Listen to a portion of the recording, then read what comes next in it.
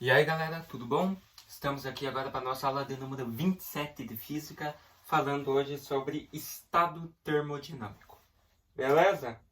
Objetivos: compreender o conceito de estado termodinâmico. Então olha só, o que é o estado termodinâmico? Diz respeito a um conjunto de variáveis, as quais podem ser usadas para descrever as condições de um sistema. Então, é um conjunto de variáveis, de números, letras, tal, as quais são usadas para descrever as condições de um sistema.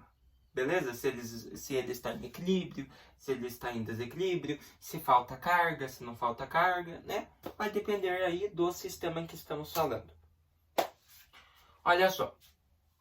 Quando um conjunto suficiente de variáveis termodinâmicas é especificado, os valores de todas as outras propriedades do sistema são definidas de forma inequívoca.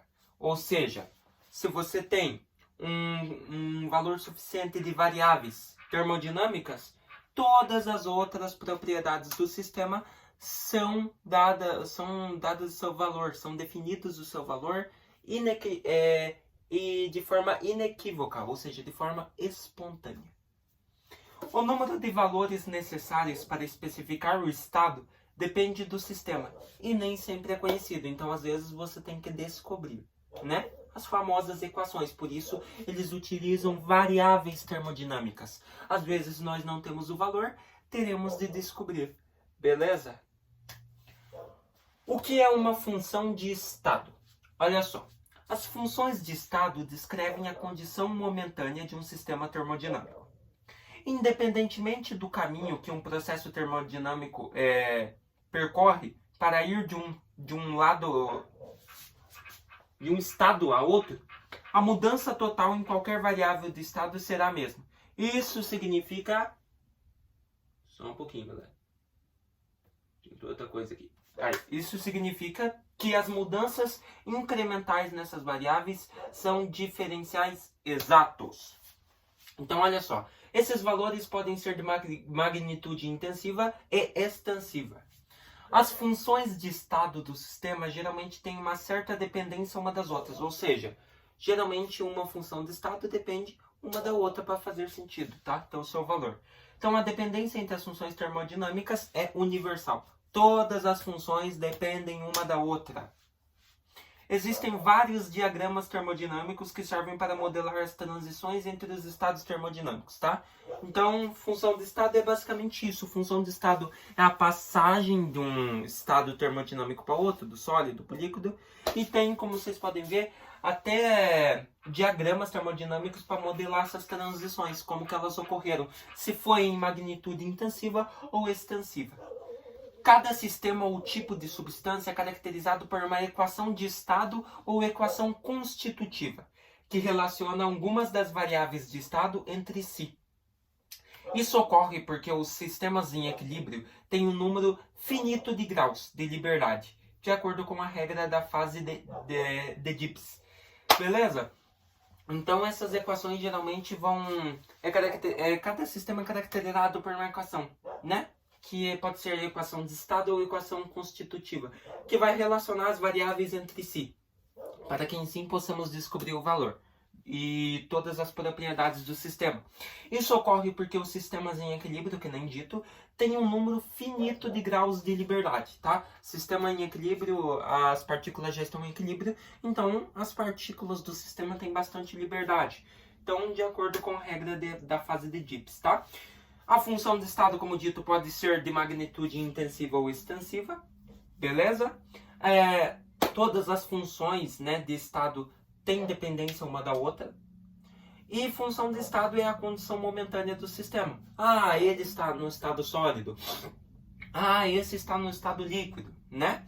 Então, olha lá, independentemente do caminho que um processo termodinâmico percorre para ir de um estado a outro, a mudança total em qualquer variável de estado será a mesma. Então, se você tem uma mudança total no estado sólido, vai ter uma mudança total no líquido. Basicamente isso.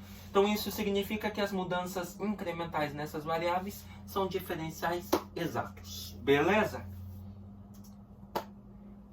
Estado de equilíbrio termodinâmico. Os sistemas encontrados na natureza são muitas vezes dinâmicos e muito complexos.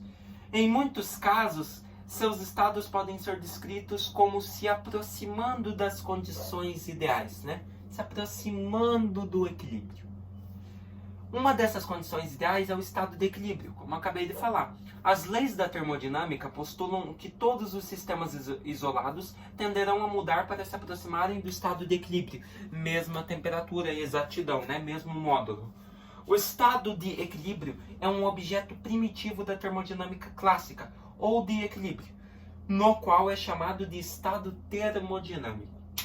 Existem vários tipos diferentes de estados de equilíbrio, correspondendo a diferentes variáveis físicas.